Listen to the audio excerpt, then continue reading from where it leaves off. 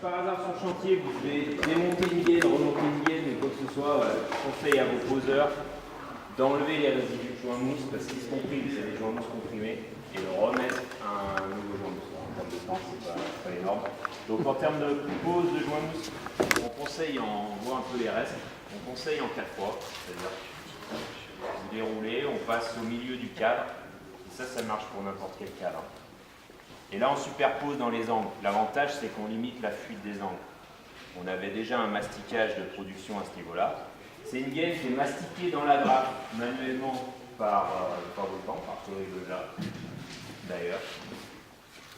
Et donc, on vient poser après son joint mousse en 4 fois.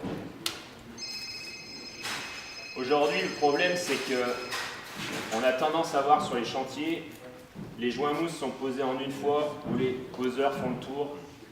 Et quand c'est posé en une fois, eh ben, le joint mousse, quand vous connectez vos gaines, il a tendance à rentrer à l'intérieur et il a surtout l'étanchéité au niveau de l'angle.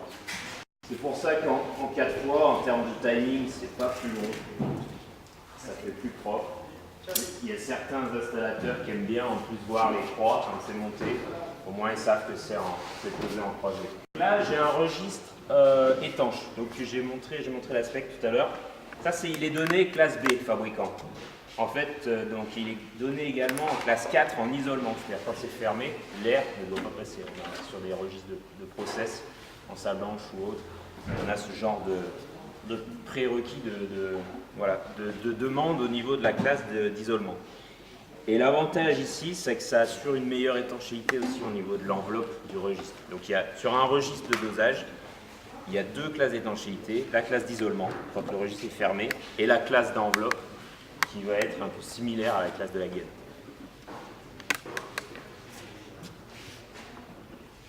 Bon après, c'est de la mécanique.